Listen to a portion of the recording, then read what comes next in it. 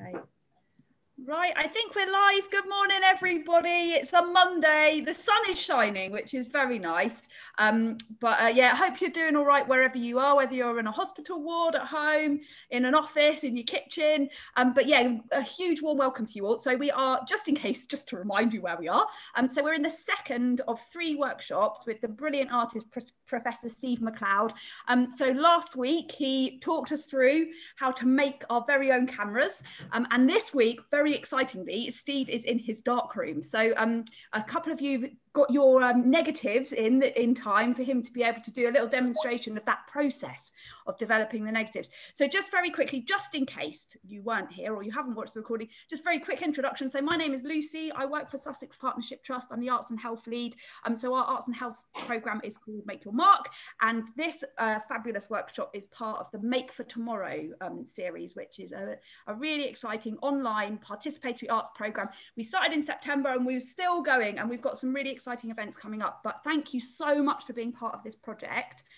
Just a couple of little things before I hand over to Louis over at the brilliant hospital rooms, just to say, obviously we're going to see Steve develop some of these negatives, but please do get involved. So at the bottom of your screen, there's a little Q&A box. So this is a great moment to ask questions, share what you've been up to. If there's anything that's unclear as Steve is doing his demonstration, do pop it in that Q&A box, and yeah, be part of this morning session. We'd love to hear from you.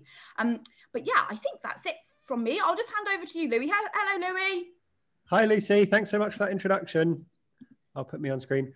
Hello, everybody, and welcome to the second of Steve's workshops. So today we're joining Steve in the darkroom, developing some of your prints that you've sent. They're not prints yet, but some of your pictures you sent in. I'm not going to say much else today, but I'm here with Charlotte, and we're both here, as Lucy said, on the Q&A. So anything you've got to say, do put it in there. And we'll hand over to Steve for the next section of the workshop. So over to you, Steve. Good morning. Thank you, Lucy. Thank you, Louis and Charlotte. Welcome to my darkroom. It's a very sort of enclosed space, somewhere where I find I have a great deal of time spent alone, and for me it's a wonderful sort of womb-like sort of environment.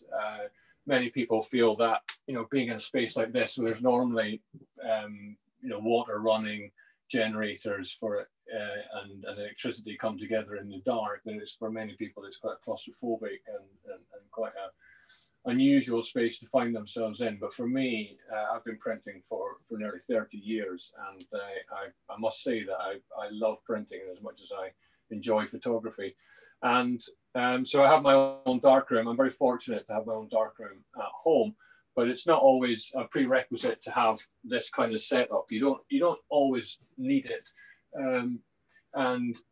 My first darkroom was literally under the stairs, and I had some trays and a red light and a piece of glass and a light bulb, and I'd expose my negatives that way.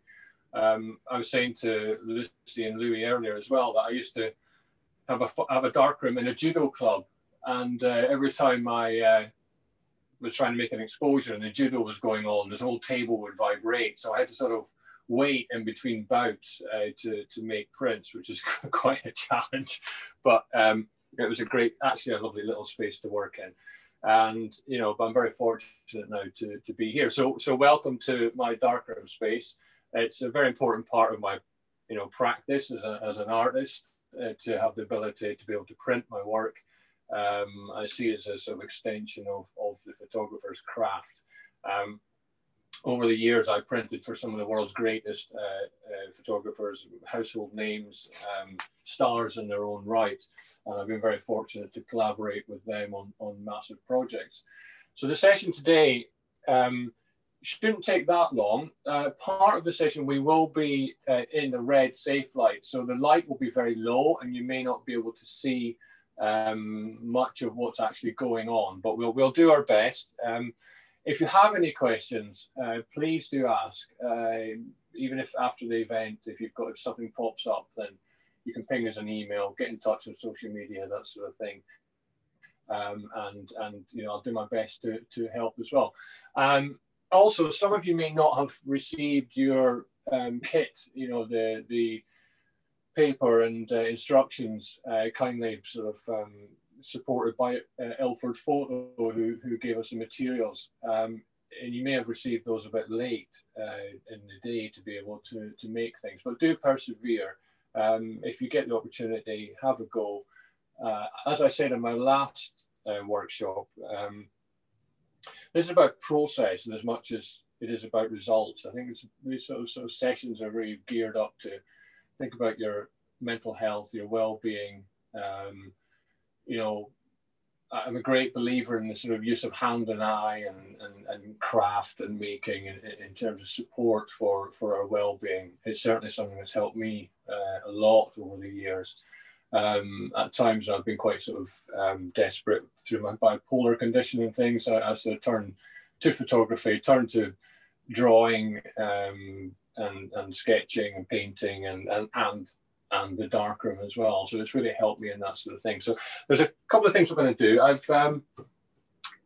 I could show you around my darkroom a little bit. I'll point at a few things. So this is what we call a wet bench, where it's all the running water goes, all the chemicals and all the sort of trays and things that normally go. So you would normally often use trays like this, but you don't need to go to great expense. What I've actually got here is food trays. So these were food trays that I've cleaned and I reuse them. So for smaller bits of paper, I don't have to go to the great extent of having to use large trays and wasting water and wasting chemicals. So these are little food trays that I've got, and I've marked them. You'll see on here, there's a D, an S, and an F, because photographic chemicals can be a mystery to many people of how photos are made. But very simply, this one here develops the print. And once it's sort of developed out, this chemical here is called a stop bath. And it stops the developing process. It's really simple terminology, really, because this one, the third one, is called a fixer bath, and it fixes the print so that you can put the light on. So we have a developer to develop the paper, a stop bath to stop the developing process, and a fixer to fix the print, which then allows you to put the light on. And then I've got a little wash bath here, which I would then use. I'd run it under the tap and clear the prints, because you need to get rid of any residual chemistry from them. So it's not a complicated process. It's very simple. What you have to do is remember the sequence is DSF. If you work back the way, then it won't work. And if you sort of swap around, you contaminate the chemicals, and therefore you contaminate your print. I did some prints earlier today just to sort of try things out. And this one, you may not be able to see it so clearly. I did this actually in a camera, which I found in the back of a cupboard. I didn't realize I actually had it, and I'll just get it for you. But this is a pinhole photograph taken with this professional piece of kit made by Ilford. It takes large format, these dark slides, which is the same dark slides that I use on my large camera, which I'd have shown you in the previous session. And there's a pin on the front, which I doubt is laser cut, so you won't really be able to see. It's very small. Very handy bit of kit. As I say, sadly I forgot I had it. Surprisingly, since I don't have many cameras, you think I'd know where everything was. But I also exposed using my own homemade camera this morning with my pinhole made from a Tetra Pak, which I showed you how to make last week. There's another piece of paper in there. And in this one, this is the result. Oh, it's frozen a bit there, actually, Steve. Oh, yeah, you're there now. Yeah, what happened was I'd actually said, and all of a sudden there was a bright blast of sunlight. And what that did was it, overexposed the paper and made it very light. But you can sort of see element of my garden in there. And that was taken using the Tetra Pak this morning. That was an exposure. It was supposed to have been about 4 minutes, and in the end it should have been about roughly, because of the light changing, should have been about a minute and a half.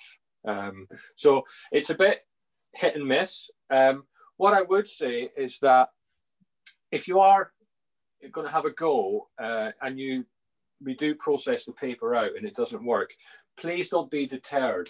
As I said earlier, I think these sort of sessions are really about process and about making and being involved in the craft and a sort of community of the art. So I think, you know, don't be deterred if the things don't come out.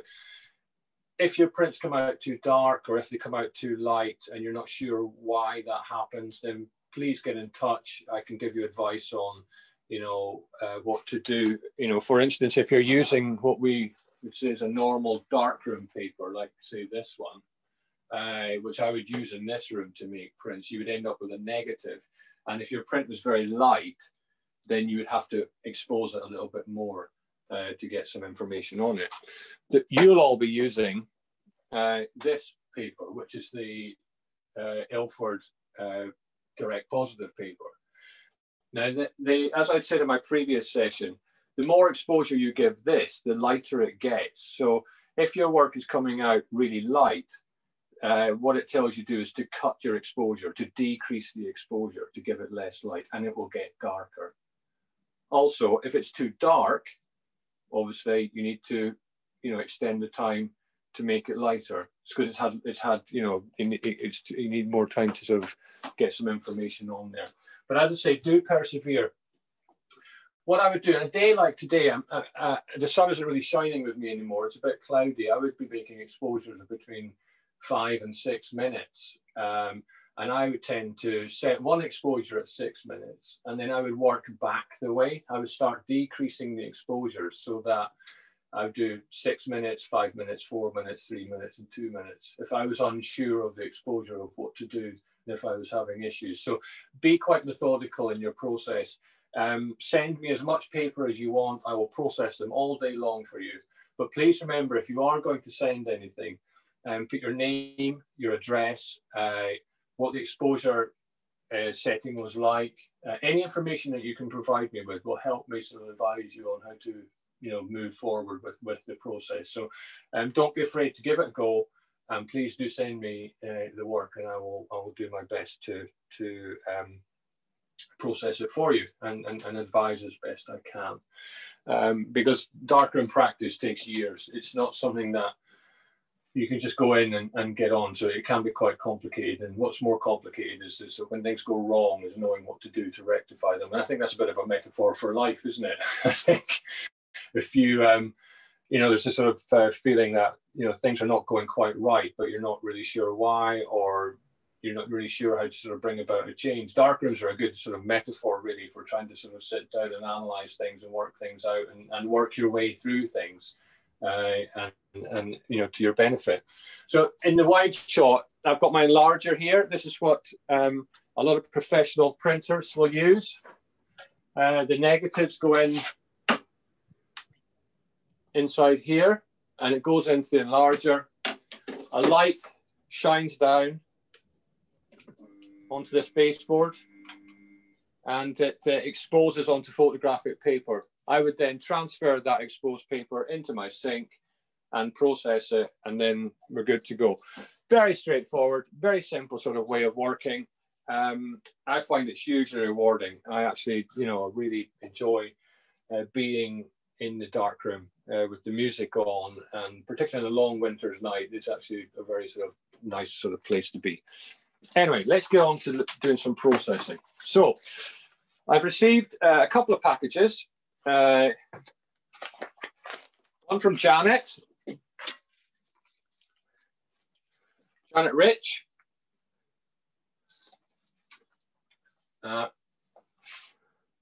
and also from Murphy. So hopefully what we will do now is work out the exposure on them. So let me just read out a little bit. So Janet, the exposures are taken on a dark, cloudy, rainy day, a little bit like what it is here now. One was outside in the park, and the other two looking out of my window. And so let's see what we can do. So we do Janet first. Now, what I would say is if these don't come out, don't all laugh at once. It's part of the process, really. So there's a learning curve.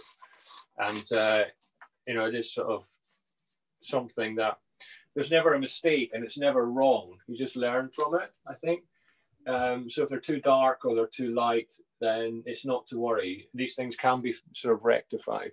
So what I will do now is I'm actually going to go into a red safe light So it might look rather boring to you because the camera might not pick it up, but we'll do our best. My eyes will become accustomed to the dark, and this would be my normal working environment. I very rarely put the big sort of top light on when I'm in a dark room. I tend to work in complete darkness or a red light the whole time, because it allows my eyes to sort of stay adjusted for the dark. So I'm going to switch off the big light. Is that any good? Yeah. She's just said hello in the comments. Hello. Hello back from the dark. I'm not sure if you can see my hand at all. We can just about, I think, yeah. Okay, so what I'll do is I'll cut this bit down to a minimum so it's less boring for people, because it must feel a bit... I'm ripping open the package. I could give you a sort of blow-by-blow account. I'm taking out the first envelope, the second envelope, rather craftily sealed, Janet. Well done. Right, I'm now going to take the first piece of paper out and put this into the developer. Now I put it down face down so as to protect it from the light, because it's still quite sensitive. And I'm gently just moving it around in the chemicals in ever hopeful anticipation of there being something on the other side. And there's nothing as yet. I can hear a squirrel or something running across the top of the roof. All right. So the development time can take anything from 1.5 to 3 minutes. And I often find when I'm developing paper like this, it's often a time for me to think and reflect and contemplate and these sort of things. It's a very sort of gentle time when I'm in a dark room. I find it very peaceful because I'm going through this motion of creating something, processing, which is quite mechanical in its endeavor, and you know, it's just a bit of time for me to really think about anything that's going on in my life or other people's lives or any such thing. So I'm putting all 3 sheets, Janet, are going in the dip. They're all in the dev. They're all having a dunk. I think I got 3 sheets there from. So we shall try and see. I'm going to move these out. Like I say, if these don't come out and they're too light, then that will tell me that the exposures were too long. If they are black, then it tells me that the exposures were not long enough. And at the moment, they're all very light. I've got not to worry. I've got a question about the actual developing, Steve. What happens if you left it in the developer for like too long? Can it overdevelop or? Yeah, we get a thing called, we call it chemical fog. So this paper is still sensitive to light, even though we're in an orthochromatic red safe light. So it does get affected by light, but it will also get affected by the length of time in the chemicals. And you get a thing called chemical fog. So it's sort of gray, it goes sort of gray and a bit dull and sort of murky looking.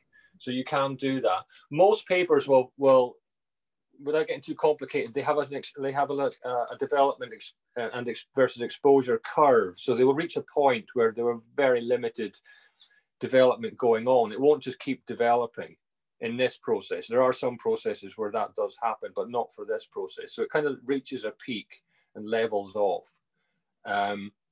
But what it then happens is it starts becoming susceptible to the chemistry and any residual light and things like that. So it sort of gets a bit foggy and a bit grey.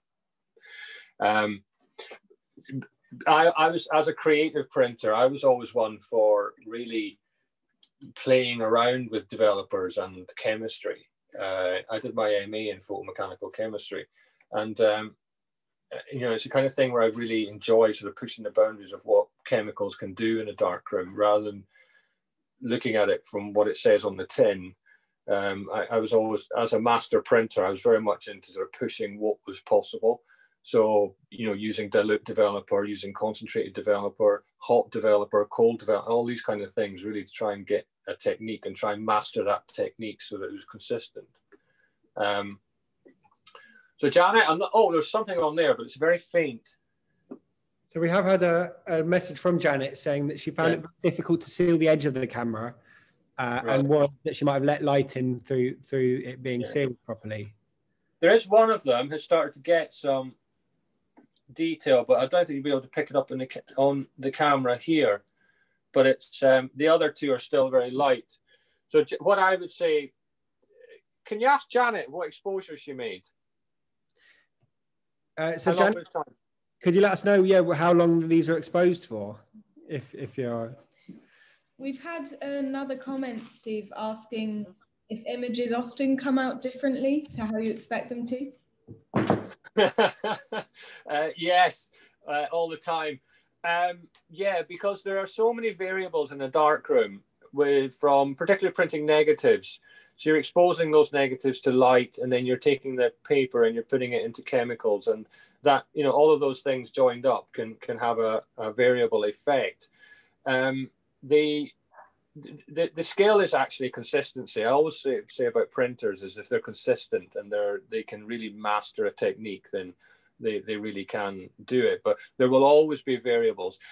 Likewise with a pinhole camera, because it is very homemade. It's not like it has a meter in it, or it's got a fixed lens, which is the pinhole. The lighting conditions, particularly if you're outside, in this season as well, we get a lot of cloud cover, then bursts of sun. You get a lot of heavy cloud and then grey cloud, and so there's lots of variables in the environment as well. So that can affect the exposure too. So they are very rudimentary machines. They're not, they don't have all the sort of different adjustments that you could make in a normal camera by adjusting the lens and adjusting exposure and adjusting that kind of thing. Well, the exposure you can adjust, but they are very basic in the way that they work. So there are variables. The thing is to really try and work out if these come out too light, why they come out light. And it might be that the exposure was too long. It exposed it for 15 minutes using the... Yeah. It was very dark. Yeah, I think, and it was on a dark and cloudy day. I've got a dark and cloudy day here, Janet, and I was doing, I think that exposure I had there on that pinhole camera was 4 minutes. So, and the thing I talked about before was reciprocity failure, which is basically, remember I was saying about, the distance between the pinhole and the camera, the paper in the camera, that can have an effect on the exposure as well. And what I've been finding with a very handy exposure calculator is that it gives you a rough idea, but I've been cutting the exposure a bit, decreasing the exposure a bit to compensate for the very narrow Tetra Pak distance between the pinhole and the paper. So yeah, that's where we were at. I did a 4 minute exposure on that paper today, and it's come out. But there was a blast of sunshine as well, which made it a bit light. That came in right at the last bit. What I've done is I've transferred the paper from the developer into the stock bath, because there's no point me just keeping going with it, because it's sort of had enough time. I normally use a timer, like a sync timer, to time the amount of time I have in the developer or any of the chemistry, just to sort of standardize everything and make sure everything is getting the same amount of developer time. It goes into the stock bath for about 30 seconds. And what that does, it halts the developing process. So these prints will no longer develop for any further. However, they're not yet safe enough for me to turn the lights on. So I have to wait a minute or so as they go into the fixer bath and give them a little bit of agitation. And what this does is it clears the developer, clears the stock bath out, and fixes them, making them suitable for me to put the lights on. If you were to turn the lights on at this point, would the image disappear? It would fog, yes. It would in any of these processes, particularly developer and stock bath. If you were to put the main light on, then it would fog, and because this is a positive paper, it would look white. If I was to turn the lights on when I was using a negative paper, it would just go black. In fact, I can show you how that works. If I get a bit of negative paper, and then so if you put the lights on, then that's it. You've ruined your photograph. So you've got to be very careful. I would give workshops with students or different groups of people, and sometimes what they'd be doing in their excitement, they would. I'm going to switch this on and off.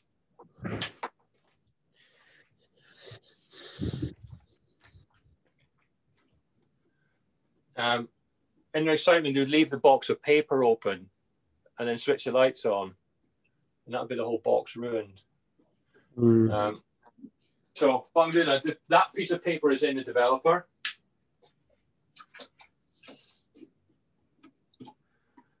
So what you see now, can you see? It's going black. That's it fogged. It's completely fogged. Whereas this piece, which hasn't been in the chemicals, is still white. Okay. Now, more importantly, Janet, the great reveal. Was it snowing?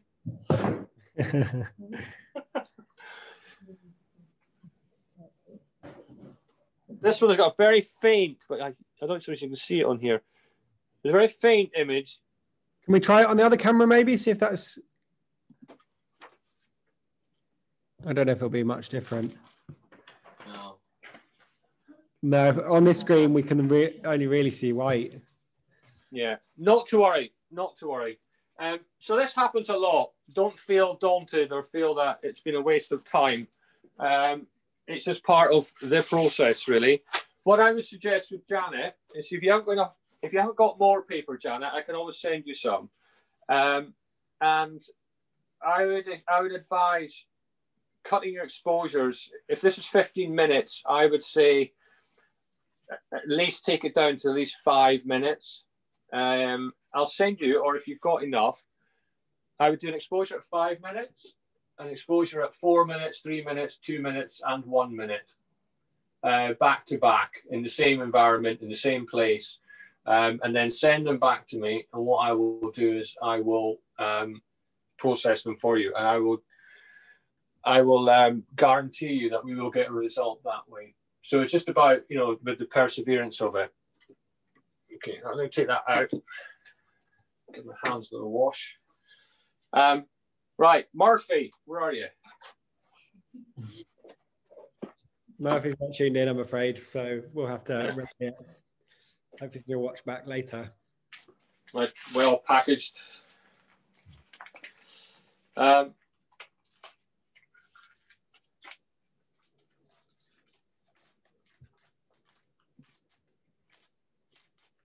And so we've had a message from Janet, Steve. She said, thank you for persevering.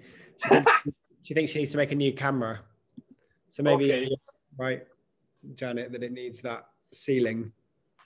Yeah, maybe try a different package as well. Like I don't know, like a shoe box or, something like that. As long as it's light tight, that's the main thing. Make it as light tight as you possibly can. And as I've shown in the previous one, the way to test is to, once you get your pinhole hold it up to the light, and you'll see if there's any gaps or any sort of light leaks coming in. The Tetra Packs I find are useful because they're just easy to make, but you just persevere with it. I think it is a bit of fun. Right, I'm gonna turn the lights off again. Put Janet's in there.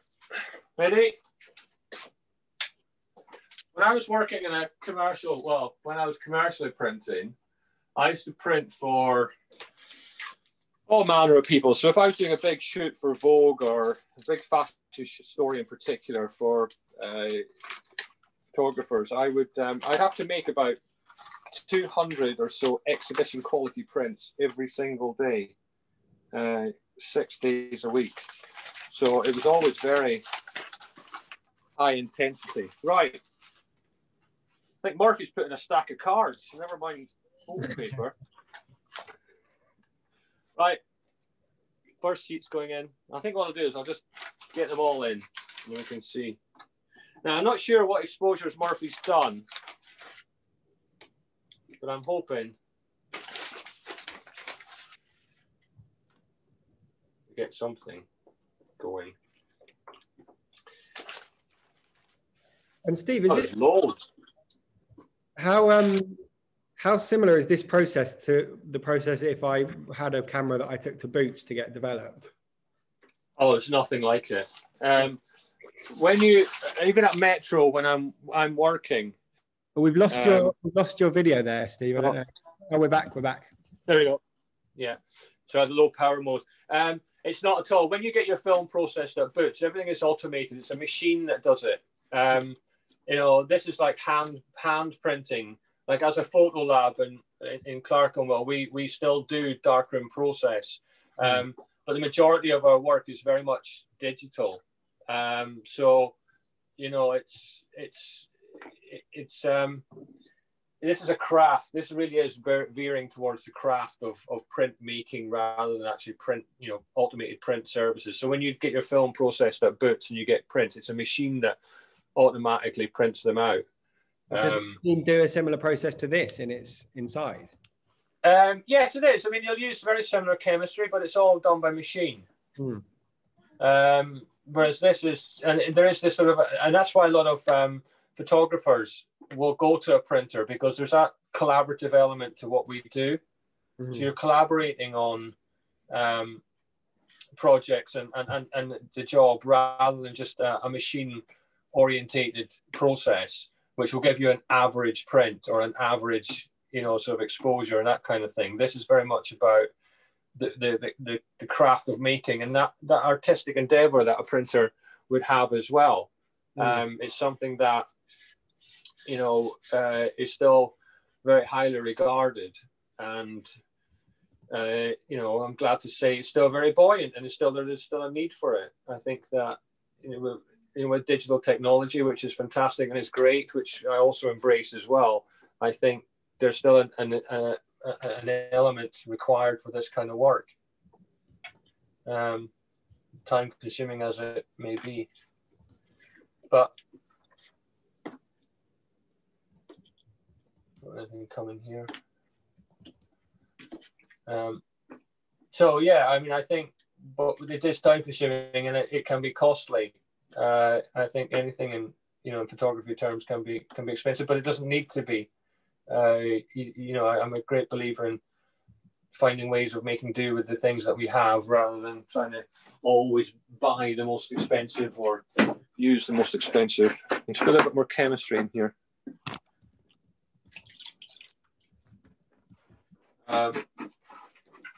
And yeah, so it's, as I say, when I was working commercially, you'd be working full on every day to a very high level of quality. And I always like to be pushed. I always like to really push myself, you know, in terms of the client and what was possible and what we could do in the darkroom. And like I say, it's this part of the process where it's the trays and the chemicals, and it's just time to sort of think about and reflect and pass the time, because you're kind of in control of the process, but the process is also in a way in control of you. And I think that sounds poignantly for me, I think with mental health, I often feel that I can be in control of my bipolar condition, but sometimes I feel that I'm at a loss and it's controlling me. And it's finding that way of sort of bringing it back around where I feel that I can, you know, navigate my way through any sort of issues I might be having. And that's where I feel that, you know, where photography sort of brings me back to earth, really. It sort of grounds me again. in a way that I find maybe difficult in other areas of life. You know, I find it can be quite challenging. So if I can lock myself away or take myself away out into nature, then it all helps, doesn't it? Right. Oh, Murphy, hang on.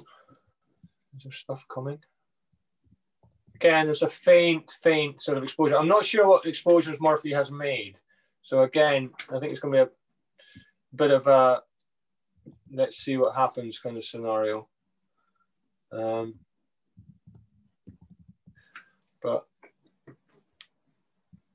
I think we've had enough time in there.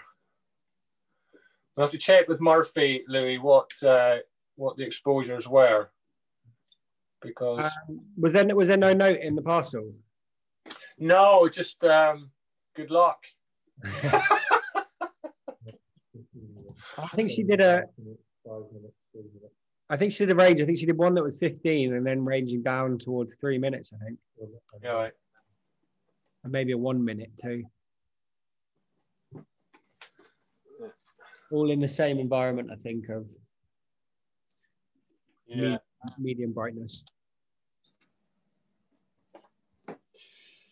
Okay. Well, I think Murphy's used all her papers, so I think I'm going to be definitely sending her some back. And Janet, or anybody else really that needs it. And we've still got a bit that you sent to us in the office. Yeah, I've got another pack. I managed to procure, let's say, another packet from our lovely sponsors, Ilford Photo. I've worked with Ilford for a very, very long time. A long time when they really were the sort of, along with Kodak, the sort of kings of darkroom, and they still are. They've really sort of come through this whole sort of digital sort of era. But I've worked with them a long, long time, and I've always found them really supportive of individual craftspeople. I'm not just saying that because we have a business affiliation with them, but they've always been really supportive of individual craftspeople.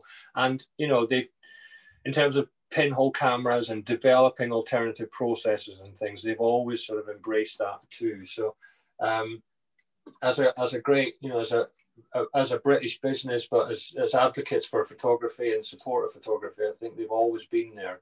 And I do genuinely believe that guys like Giles and the team at Ilford are still really passionate about photography. It's not just a job or not just a supplier. I think they really do actively interact with people. And, you know, we're all the richer for it. Right, Murphy, I think we've got very few on there. I'm going to switch the light on. A bit where my eyesight goes. Bit crazy. Right. Nope. Oh, no. Kind of. A little bit. No. Yep, there's some.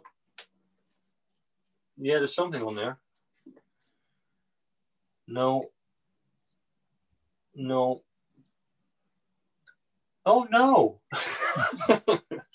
Well, I think we got 3 faded images. Okay, so there's something. Good. But not to worry. Again, if at first you don't succeed, give up. No, try again. Let's give them a little wash. Dry my hands. So there we have it. We had 2 people. It didn't quite turn out as I'd sort of hoped. That was, like I say, that's what I'd had. I put that on there today. This was another one I had today. So, and, hang on, dripping water all over my laptop. You want to go back on the other one? Sorry, I swapped. We can go back on the other camera if you want. That's all right. Better. Oh, lovely. So that's your garden, wasn't it? Yeah, this is one that Tim actually sent. Tim from Hospital Rooms did these. Let me show you these. So we did an experiment. Mm. So that's inside Tim and Neve's apartment. As is that. I like this one. That's very nice.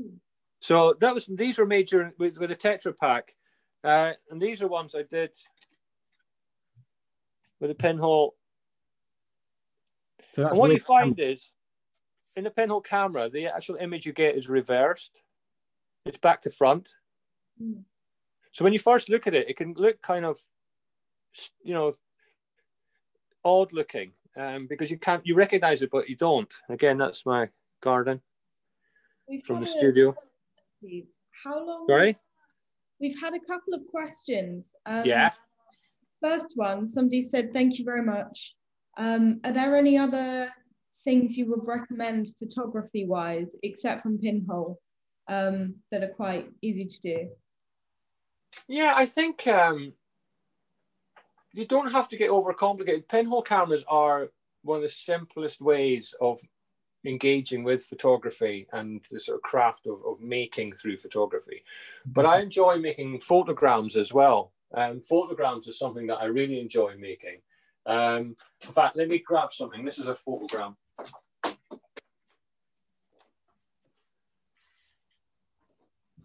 Whilst you're grabbing that, somebody's asked, how long do you leave the paper in the fixer? A minute to 3 minutes maximum, really. You don't need much more than that. I think, yeah, photograms are simply, if I was to take a piece of photographic paper and expose it, I'll do it. Do you want me to do a live one? So yeah, if it will take a short moment, it'd be great to see a photogram. Yeah, let me do this. And what do you need for that? Is it just the photogram paper? You need paper, chemicals, and light. So a photogram is basically taking a piece of photographic paper, placing an object on it. If you do something which is sort of transparent, or the light will reflect through, then you then take that piece of paper and you process it. It's that simple. Photograms are just the action of light being blocked or exposed onto a piece of paper. So whatever object you put onto it will, utilize that thing. So what I'm going to do is I need to find. Have we got time, by the way? Yeah, it's 1:45 now. If you're happy to, if it's going to take. I'm going to get a light, and I'll be back in a second. Okay. We've gone a bit off piece, but I think it's nice to see another process. And as Steve said, please, anyone tuned in, do carry on with the process. And we've got a few more packs of photo paper we can send out. And hopefully we can, and again, if you haven't done it already, hopefully you've learned a bit from what we've gathered today. And we've just had a comment saying, would love to see a photogram. So. All right. Very rudimentary. I'd normally use a torch, but I'm going to use an angle poise. So a photogram is one of the photograms were a vital and important part of the invention of photography in itself, really.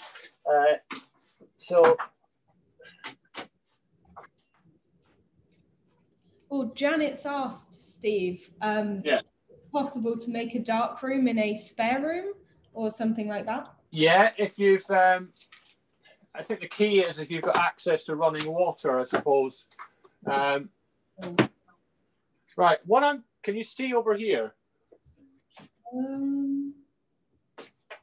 Maybe you could twist the other, we've actually lost the camera on the other phone again. It's your battery. Hopefully it will last. All right, hang on. We could try twisting that round. Yeah. Good point. Hang on. You get it plugged in. A camera as well. Right, it's charging. So. Run a little wide. We go.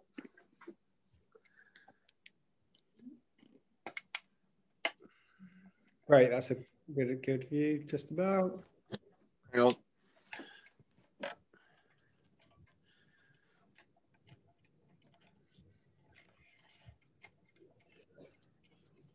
How's that?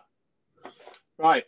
Great. What I'm going to do, and I'm going to do this under a safe light, I'm going to put a piece of photographic paper on here, and then I'm going to place some objects on it, and I'm going to very quickly switch this on and off. And what that should do is controlled fogging of the paper, is what we call it. Right, I'm not sure if you can see that. Can you see me? No. No, well, there's a very faint vision of the screen of the page, but So let me put that on. What I'm going to do is I'm going to put this piece of photographic paper on here, lay some objects on it, and then switch the light on and off, okay? I'll just do it and then I can show you. But that's the...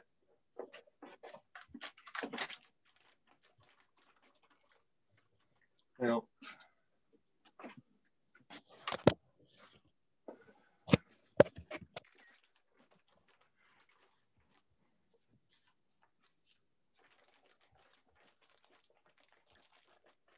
You hear in darkrooms lots of rummaging around. Right.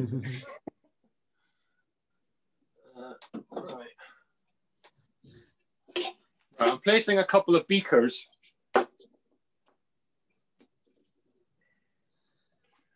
Ready? Don't know if you saw that. is this the flashing moment? Yeah. So I put a couple of beakers on the... Just on top of the piece of paper? Yeah. So I was sort of guesstimating what I should do, but I might have to put some more light. Are we going to get another flash? You might get another one in a second. Keep it Just looking at open. exposure. Actually, what I'll do is I'll control it so that I get a longer. There we go. So you'll get to see more. Okay, great. Right, hang on. Dry my hands. Yeah, so photogram is very simple. It's using photographic paper, objects to obscure or enhance or reflect or refract light, and then the chemicals, obviously, that's needed. And you can use normal darkroom paper just as well as you can. And I use it outside as well. I put it in a box and then I'll expose it to daylight. Cyanotypes is a photographic process that. Let's find something else. Put that one. What's the difference between cyanotype and photogram, Steve? A cyanotype is what we call, what you would call, you might hear it called a historical or an alternative process. I don't like using that term. For me, it's just a process. Right, okay, watch. I'm going to put this on. There are beakers, yeah. Okay. So now, I'm back in the chemicals. I'll try and swivel you round.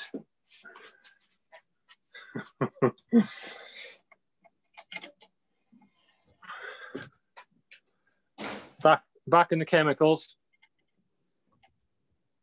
Can you see that? Yep. Yeah. Right. Can you see this coming up now? Maybe very faintly. It's there's something. Yeah. We can. Yeah. So there's the circle. Beakers. Yeah. So I just placed the beakers on there and exposed it to light. And like I say, photograms are simply the act of obscuring, refracting, reflecting, blocking, enhancing light onto the sort of photo paper. And I do a lot with school kids because it's just magic. I mean, when you see this is the sort of something like this happening, and it's so simple to do. It's just delight. It's just an absolute delight to see their reactions, and then once they get away with it, and you can flash it with your camera phone. You don't need fancy lights or anything. You just need maybe the torch on your smartphone or whatever. Access to photographic paper, a darkroom to do the exposure, and then the chemicals. So very simple. I used a negative paper here rather than a positive. Do you want me to do one with the positive paper? If you think we have time, so we've got about 10 minutes to go. Yeah, I'll quickly whack what to do on there. Hold on. And we'll send out kind of information on, yeah, you sort of given us a guide, but information on the things you'd need to buy if you wanted to do this afterwards as well, if anyone's... Yeah. Well, the paper that we've been supplying people with is more than adequate. So start getting chemicals as well. Yeah. Well, the chemicals is a thing, and then it's also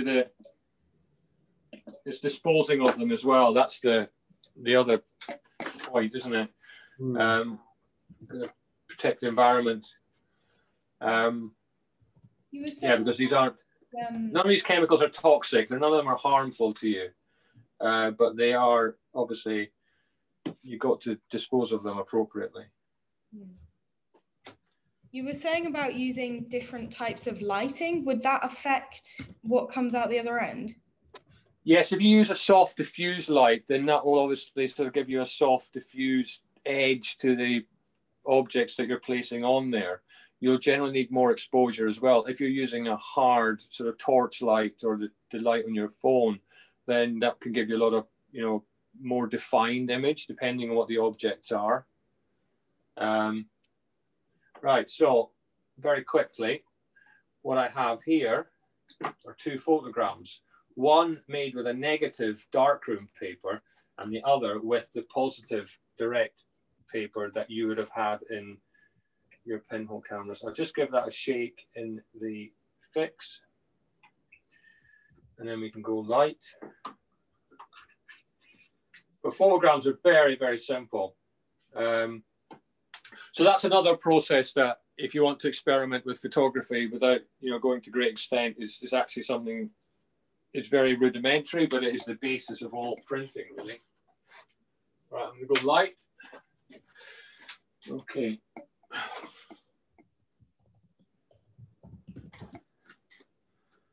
So that was the first one. Oh, wow. Oh, lovely. It looks a bit like an... So that was... Yeah. It looks like a camera. What is that? So that is my negative loop. I just placed it on top like that. Yeah. And then I had a beaker, which is this. So is that fully solid at the bottom, or? No, it's covered in, it's got chemicals in it. I use it for salt printing. But it is it's opaque in terms of what Yes, it is, yeah. And then this is another beaker. Yeah, I see. So that one's got a bit of translucency. Yeah. Amazing. Yeah.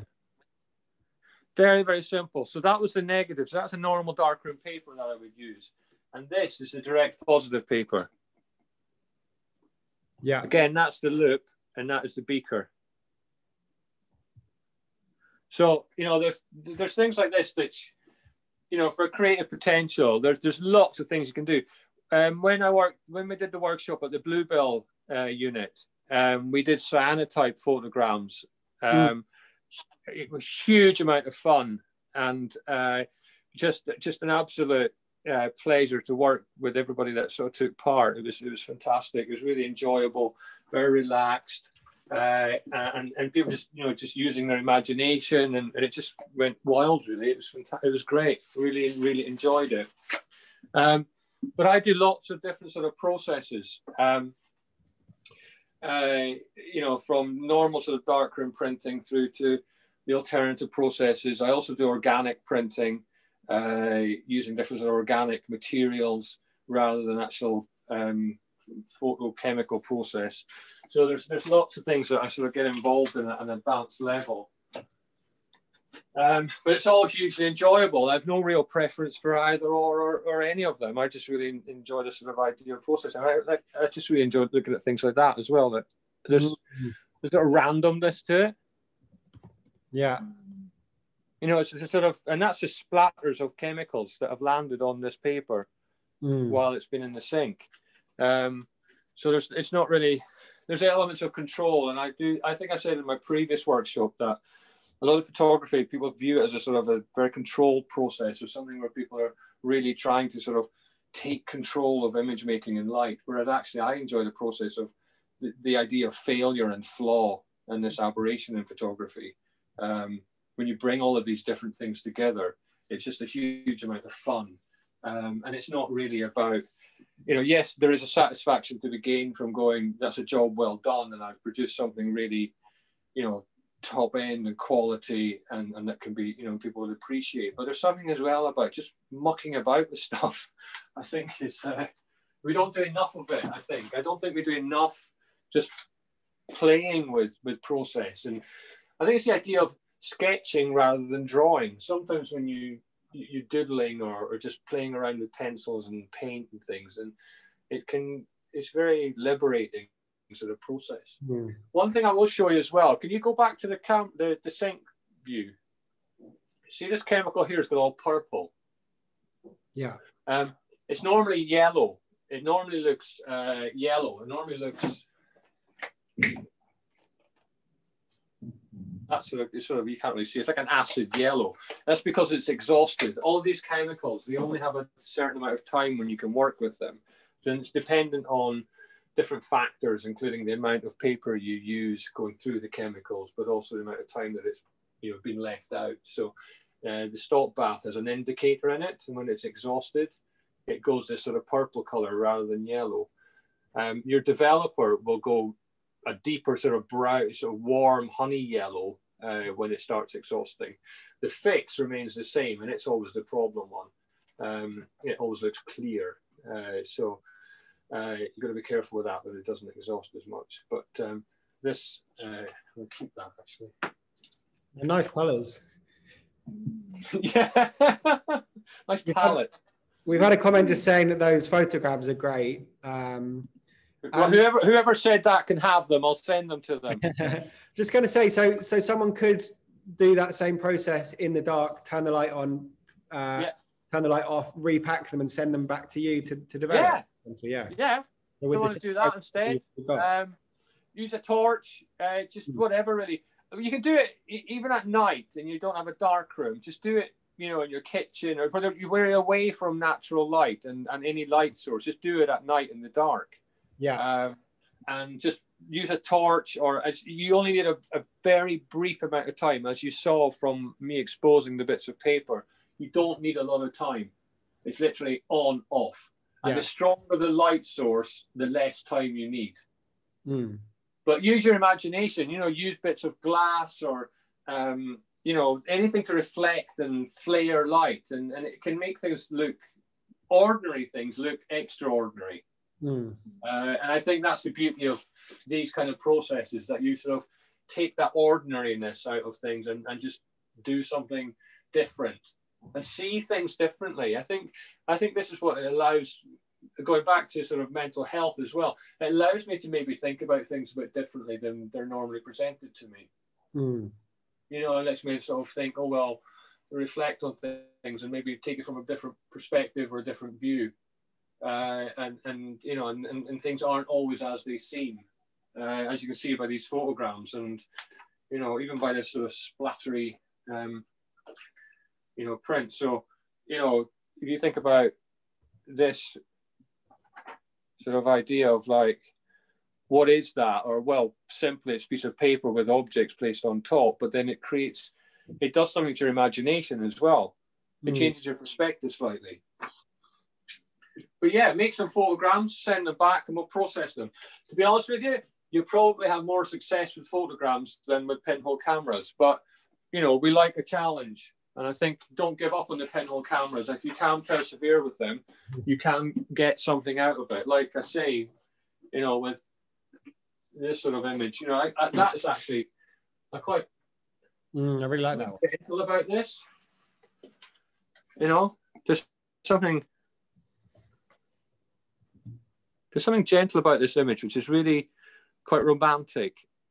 And, you know, I think for me, that's a successful outcome, because I get something from it. Or it gives me something. But I think that's it, really. Well, thanks so much, Steve. That's been really great to see that process. And as we said, I'll put myself on screen. we're going to, yeah, next week, I guess, maybe we'll go gallery views just so we can see everyone. I'll stop spotlighting myself and introduce Lucy back. So next week, we're hoping to kind of have a bit more look at, yeah, some more of the finished pieces if some people send in some more of their developed photos. Is that right, Lucy? Yes, please. So even if you haven't made your camera yet, or even if you're just watching this and you haven't asked us for a kit yet, we would just love you to get making. So there's various things you can do. One is just get in touch with us. So if you email us at Make Your Mark, we can then, between me and Louis and Steve, we can organise getting a kit sent out to you. If you want more paper, we can also send, it sounds like you've got a few more packs left. Is that right? Yeah. So we can send easily. Actually, Janet and Murphy, if you wanted to give it another go, like let us know, because we can send you some more papers. You can give it another try if you've used all your paper already. But most of all, we would just love for you to keep sending whatever you make, whether it's with your pinhole camera or whether it's trying out the paper with objects and light. We would just love for you to send it to us. So when Louis sent you out the packs, it's got an envelope already in it, hasn't it, Louis? So all you need to do is just write your name and address, put all your stuff into that envelope, and then pop it in the post. So it's already got the stamp on there, so you don't have to worry about postage or anything. But please do keep sending, because everyone's quite right. So we're going to be here again, same time next week with Steve. And fingers crossed that between now and then, we will have received some more of your negatives, or do you call them negatives or prints? Negatives. I don't know. Well, anyway, the bits of paper, the prints, and Steve will have been able to develop them, and we can have a look through them. And I think we're quite keen actually to hear from some of you, so we might be in touch with some of you to see if you want to join live that conversation. And we can have like, well, when I was at art school, we used to call it a crit, which I always found rather terrifying, but it's basically when you get together and you talk about the artwork in front of you, and actually it's good, it's really good fun. And I think especially today, Steve, I've really enjoyed I love that combination of, actually you're quite philosophical about these processes and how they can reflect to our experience as human beings, our struggles, our joys. But then I also love the fact that although it can be quite philosophical, it's just fun. Like these things are really good fun. And I think a combination of those is just really, really important. And thanks, Steve. I really loved you saying that, because it just, every now and then you get little reminders of why art and making art and chatting about it is really, really good. Like it's good, it's soul stuff, isn't it? You know, it like touches the heart, it helps us stay connected, and that's why we're all here. So yeah, what a fascinating session. I loved it. It was a bit magic. But yeah, do get in touch. So you can email us. Email us at Make Your Mark. So what I might do actually, just so you've got the email address, I'll send a quick email out. But yeah, so if you want more paper, let us know. If you want a kit, let us know. But do please, whatever you make, please send it to us as soon as you can. That would be fantastic. But yeah, I just want to say thanks so much for being here. Thanks, Steve. That was great. Thanks, Charlotte, fielding all the questions. Thanks, Louis. And also just a quick thanks to our funders. As always, big thank you to the Arts Council England and also NHS Charities Together. And we'll hopefully see you here this time next week. I think that's about it, isn't it? Yep. Okay, right. great. Thanks, everyone. Thanks, Steve. Right, thanks all. See you next week. Take care. Bye.